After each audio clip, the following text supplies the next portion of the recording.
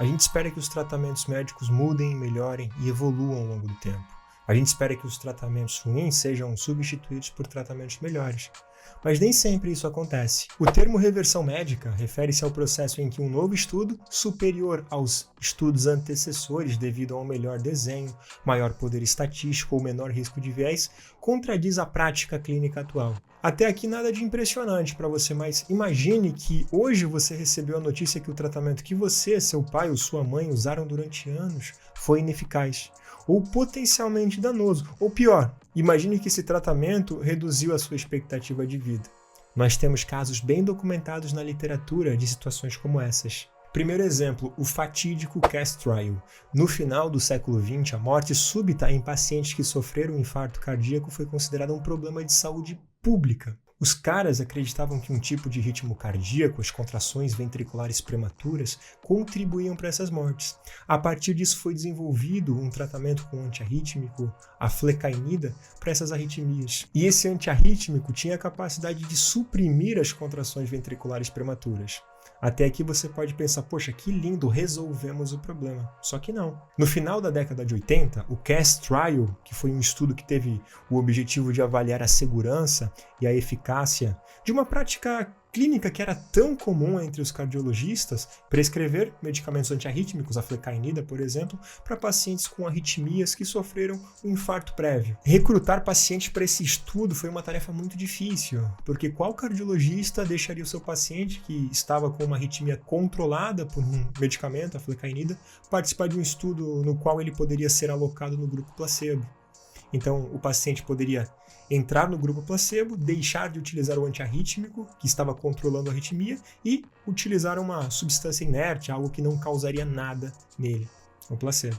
Felizmente, o estudo foi concluído e os pesquisadores descobriram que os antiarrítmicos, nesse caso, como flecainida e também encainida, causavam maior mortalidade do que placebo. O CAST Trial, esse estudo, ele é um exemplo clássico de reversão médica, onde os cardiologistas adotaram uma prática, a prescrição de um antiarrítmico em pacientes que evoluíam com uma arritmia maligna depois de sofrer um infarto, sem que estudos bem conduzidos e conclusivos respaldassem aquela prática. Outro exemplo, o exemplo 2 aqui nesse vídeo, é o exemplo da vertebroplastia. A vertebroplastia ela consiste em uma injeção de cimento ósseo em um osso fraturado da coluna vertebral. Esse procedimento ele foi descrito pela primeira vez no final da década de 90. E rapidamente ele ganhou popularidade, sem que estudos bem conduzidos tivessem mostrado sua eficácia e segurança. O estudo INVEST, publicado no New England Journal of Medicine no final de 2009, mostrou conclusivamente que o procedimento não era melhor do que o placebo. Exemplo número 3. O atenolol, um medicamento beta-bloqueador, considerado um antihipertensivo, dominou a prática por muitos anos para o controle da hipertensão.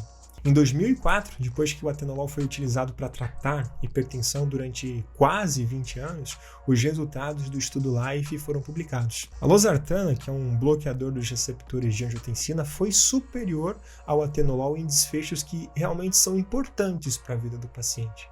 As pessoas que usaram a losartana em vez do atenolol viveram mais e tiveram menor incidência de derrames, de AVCs. E o último exemplo é o exemplo da talidomida, para enjoo em gestantes. A talidomida era um remédio que era comercializado em 1957 para mulheres gestantes que tinham enjoo. E o uso da talidomida levou ao nascimento de mais de 8.000 bebês com crescimento restrito de membros. Esses dados eles foram apresentados só em 1960. Mas de onde vem o processo de reversão médica? Quanto menor for o padrão de aceitação de um novo tratamento, maior será a chance de reversão médica no futuro. Há motivos pelos quais não são realizados um ensaio clínico randomizado que avaliam desfechos duros, desfechos que realmente importam antes dos tratamentos serem adotados. Os principais motivos são custo, é muito caro realizar um ensaio clínico randomizado com essa finalidade, desejo de não atrasar um tratamento potencialmente benéfico e o excesso de confiança em modelos pré-clínicos e desfechos substitutos. Desfechos que não são tão importantes como os desfechos clínicos.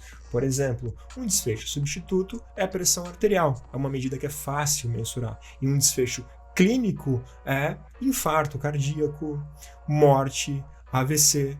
São desfechos que realmente importam. Então, existem tratamentos que melhoram um desfecho substituto, pressão arterial, por exemplo, só que não melhoram um desfecho que é clinicamente relevante. E como que a gente pode reduzir a reversão médica? Com o letramento científico, que é a habilidade dos profissionais da saúde de interpretar, avaliar criticamente e aplicar as informações científicas. Isso é fundamental para diminuir a frequência de reversão médica. Quando os profissionais eles possuem uma base sólida em letramento científico, eles estão mais aptos a adotar práticas embasadas em estudos de alta qualidade e a evitar tratamentos que são baseados em evidências frágeis ou questionáveis. E por fim, a reversão médica é um lembrete dos riscos de avançar com um tratamento médico sem a devida validação científica. A reversão médica, com esses casos que foram apresentados para você nesse vídeo, nos ajudam a refletir sobre questões fundamentais para o futuro da medicina. A gente quer uma prática que progrida gradualmente em direção do que é benéfico, seguro e eficaz, ou a gente quer uma prática que oscile entre o caro e o novo sem critérios claros, onde tratamentos que podem ser ineficazes e potencialmente perigosos possam ser adotados por alguns médicos?